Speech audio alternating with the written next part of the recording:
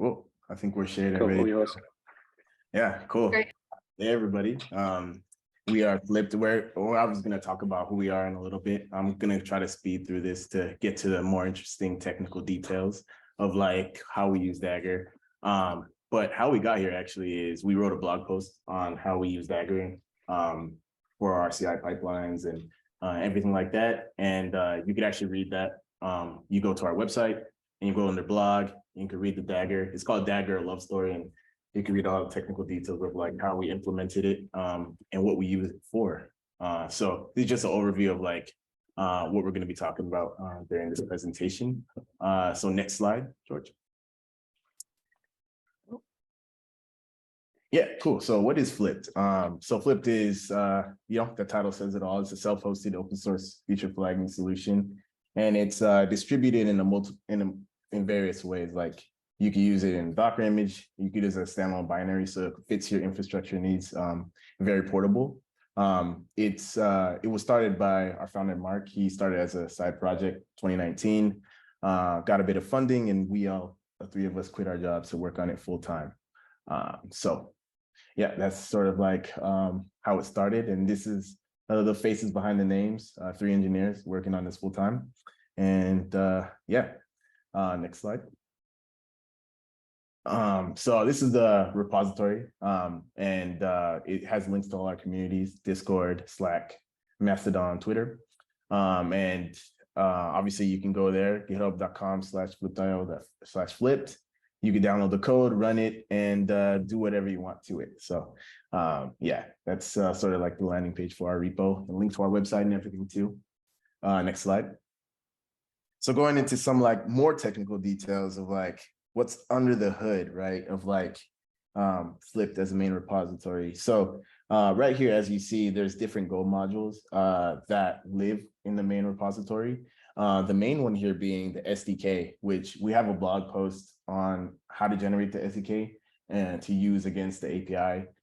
There's actually a gRPC and HTTP client that is generated in Go. There's some interesting bits there where we wrote our own Proto-C generator to make that happen, actually. So it is distributable as well. So you can download it with GoGet. And the other interesting sort of folder is the build directory here. It's its own Go module as well. But there are some more interesting bits there where all the Dagger pipelines live, which I'm going to talk about in a little bit. But yeah, this is just showing like a tree structure of like all the Go modules, and Flipt as itself being naturally a monorepo, right? So it has a bunch of sort of Go modules in there and different things that are orchestrated. So next slide. Yeah, so like how, the basic way that we sort of like conglomerated this, so to provide like a nice developer experience, right? So is the Go workspaces feature, right? So like if you're developing locally, you can use a local copy of like the SDK and so sort of these other modules that live in the repo, and you don't have to sort of do some other weird things to develop locally and on modules or on things that are using the module, like our Dagger pipeline that is using the SDK, which is going to be talked about a little later. But yeah, that's how we sort of like provide this nice overhaul developer experience around like it being a monorepo is using this workspaces feature. Next slide. So getting into like Dagger, right, and like where it sort of lives in our project. So if you just issue a tree command under the build directory, this is all the driver code for all the Dagger pipelines. And there's a lot to sort of look at here, but how it's sort of like targeted and how you can run it and run all these Dagger pipelines is we use Mage, right? And there's a Mage file there that has different targets, which in the next slide you see there are the tests, sort of like our test harness, right? So we have an integration test and unit style testing that you could issue targets for, and it will run the Dagger pipelines that drive the code behind that. Also, we use Dagger to build Flipt as well as a Docker image. And yeah, it just supports building and testing. And we're actually looking into using Dagger for releasing as well. So distributing it in different Docker registries and things like that.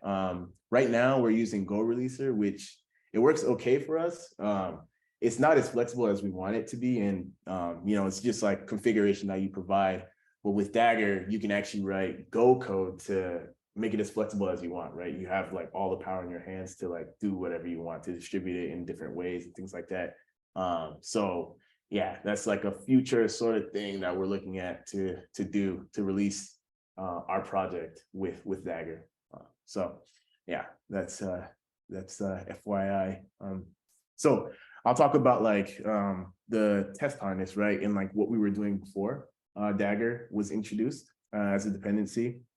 So we're just running our unit tests with just basic Go test, right? And we're using this matrix feature that GitHub Actions provide us to provide different parameters that you could supply as an environment variable, pretty much, right? So this was like our unit testing harness here, where you can provide, there was 3 arguments for different databases that we support in the code. And yeah, that was just a matrix feature. You know, you have different parameters, you can supply it, and then you just run the unit test against the code.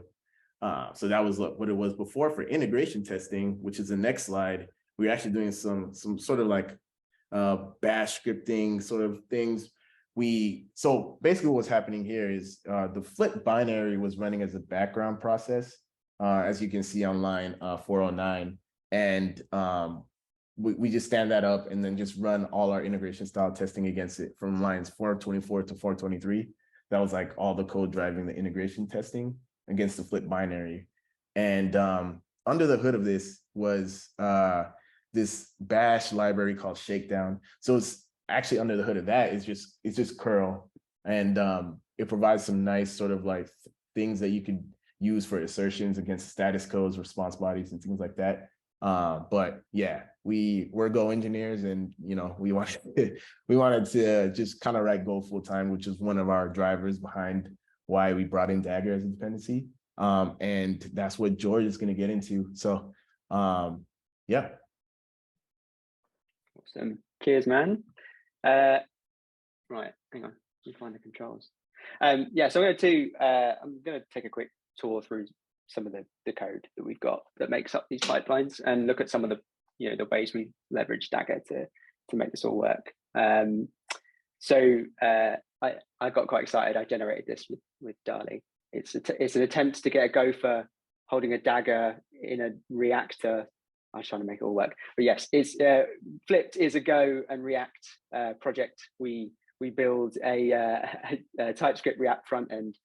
We statically produce a directory full of static assets that is the front end, and we embed that using Go's embed feature into a binary, so that the thing we have at the end is just this one little portable binary with everything in it. We've got a blog post on that too.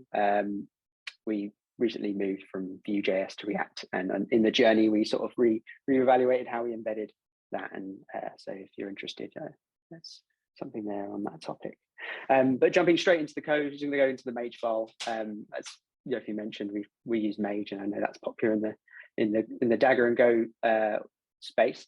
And looking at like the Mage build Flipt command, this is just the like give me Flipt as a Docker image that I can run. So from a top level, it's quite a like straightforward kind of thing. We've got get a Dagger client. We get some context, the platform, the request. You see my dog getting carried up the stairs there. It's quite funny. Sorry about that. And then we're in that request building there. We're packaging our UI. I'll get to that in a minute. As I mentioned before, we're using Dagger to create a node environment that we can build all the TypeScript and React and produce a directory. And then we're going through the more interesting bits here is the base and package functions here. These are very like familiar. I'm sure lots of people here are familiar with multi-stage builds in Docker.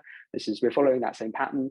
We've kind of got this base container that we build. It's got all of our tools in it, right? It's got Go. It's got all the build time dependencies we need, and we use that to build a binary and bring in our static assets. And then we've got this package function, which is for building a releasable container that just has the things we need for runtime. So we copy from that base the binary out into that, and then add just the runtime dependency.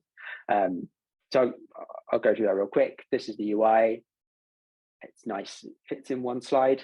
It's just a node base image. We add all the contents of our UI directory. So the UI directory is in the Flipt repo. So obviously we've got a TypeScript project nested in our Go project. We add that, we do some caching for node modules.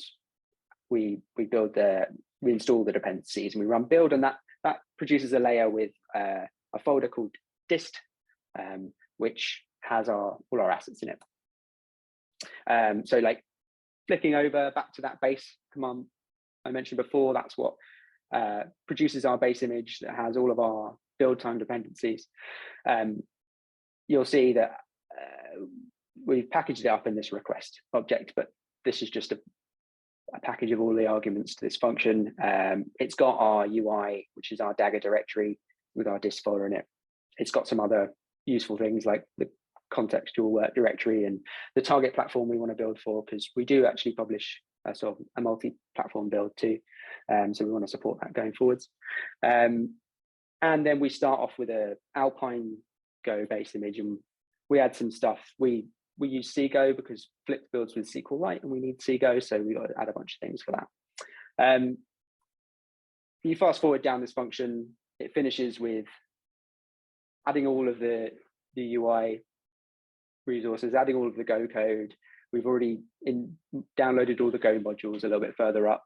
And we finish with just running Go build to produce a static binary. And that's output into a particular location in our base image here. And that's really like the base step. And then there's that package function I mentioned before, which is where we take, this is a bit unclear, it's now called Flipt. We called it base before, but this is that base image. It's an argument to our package function, which is what builds our Flipt container that we would, image that we would distribute. So in here, we copy the binary out of our base image and we do a bunch of other stuff that's not that important, just things like adding a different user that we use instead of instead of using a root user and things like that, and adding a bunch of important like directories that Flipt requires. So that's really like the whole build pipeline. But the interesting part is testing Flipt, I think. So Yofi already mentioned we kind of got the separation of unit and integration tests. With Flipt has been around for a bit, and we've added more and more features, and we tried to stay as backwards compatible as possible with older versions of Flipt. And so we've got a few different ways Flipt can be run. So Flipt can run with multiple different databases. We support Postgres, MySQL, CockroachDB, SQLite, and then we also have added features over time, like authentication was something we didn't have originally. We've added that, so older versions don't have it by default, and you have to enable it, and things like that. And we want to make sure that Flipt works consistently, regardless of these sort of non-functional sort of requirements we've got. So just looking at the unit tests of how we do it with Dagger, our unit test suite, we just run the whole go test /. If you know that, it's run every test inside this module. We run that. There is a test that requires Redis, so we use the nice container to container networking feature of Dagger, the service binding to add a Redis container. And you can sort of see alluded to at the bottom there, but there's ways to configure this with the different databases. So when you actually run the mage test command, you can call mage test database and specify. You can say just run it with Postgres, just run it with Cockroach. It uses those other sort of utility functions there to make that happen. And if you run mage test unit, it runs all the database. It uses error group from package for doing Go routines to spin up a Go routine per database we support and run all of our unit test suite with each backend. So we can run them all if needs be, try and catch that there. So that's unit testing. What's even more interesting is integration, or integration testing. So as I mentioned before, Flipt has obviously developed features over time that can be enabled and disabled. You can configure it in a number of ways depending on your particular use case. So what we're interested in doing is we've got this one thing that can be run in lots of different ways, but there's kind of this core set of behavior that we want to make sure is consistent regardless of some of the more non-functional requirements features that we have. So for example, here, these are the three that we sort of focused on first. Transport is, we support both HTTP or gRPC. When you use our client, we sort of separate like transport from the like actual client you use. You can pick your transport and then write your code against a client that sort of hides that detail. So we want the behavior of Flipt to be consistent, depending, like regardless of what transport you use. Authentication, as I said before, was a feature we didn't have before, so you can run Flipt without authentication. It does that by default. But if you enable it, then you're going to have a client that's got authentication credentials. But regardless, whether you have them or not, whether it's on or not, then there's an integration suite that should run in both cases. And then a new feature we added recently is namespaces. And that's kind of a grouping construct for resources in Flipt, like flags and things like that.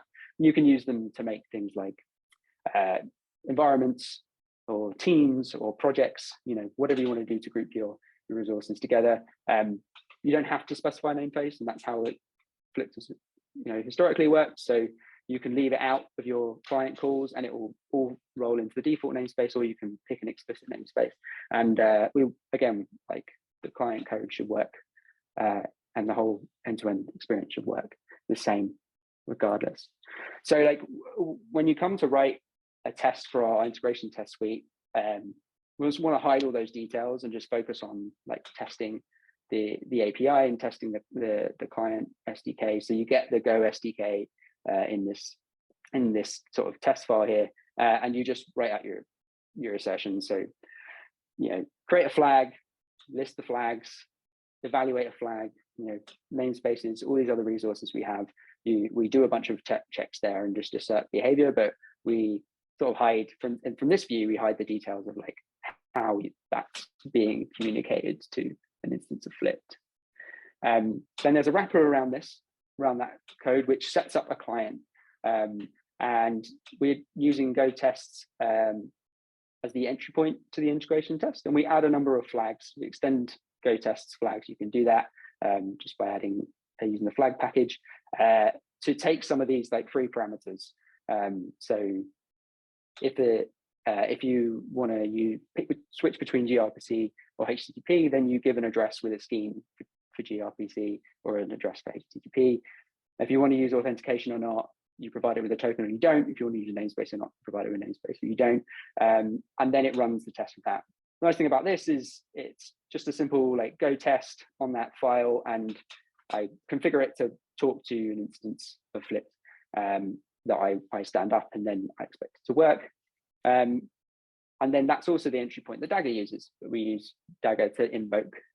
So this is like the main entry point to running Mage test integration in our project. The nice thing here is we've obviously used Go to just like collect up all that matrix of configurations, like with and without namespace, with and without authentication, just in 3 nested loops. Here I'm not running the test straight away. I'm like creating a structure that has that configuration in it, and I'm going to further down. I'm going to invoke it in a minute. Just have to break up the flow of the code. But yeah, here we're like expanding all the possible ways you can run Flipt, and then when you run one instance of the integration suite, this is what like one of those cases will get passed to this function, and this runs our integration suite. So this is in the foreground, we're running Go test, and we're running that API test we said before, and we're passing in those flags for each case, like the address, the namespace, the token. And what we're actually doing here is we're now binding. So this is actually using the base image from the same base image that we saw at the beginning with internal base in the build section. And then the other thing here is we've also got the distributable image, the Flipt image that we publish, and we run that we're using the service binding feature of Dagger as a sort of dependent container. And then our foreground Go test can use the container networking to call the Flipt that's been configured for this test suite and run through those test cases and check it works. And so the last thing, and there's a lot of noise in this slide, which I would like to cut out, but on line 80, we're looping over all those cases we made in the first slide in that matrix. And then down there on 97, I've underlined it. We're firing off a go routine that runs, that's ultimately running that sweep function we saw in the slide before. There's a bit of other stuff going on around it. But we're basically just firing off a go routine for each and every one of these different configuration permutations that we have for running Flipt and configuring the client, and then expecting the same set of behavioral tests to pass. There's a bunch of other stuff here around, we know when it fails, Flipt is obviously running as a dependent container, and we want to get the log output from it and present it in CI. I think Alex, you actually helped me with this one in Discord, but we found a way of doing it with a cache volume.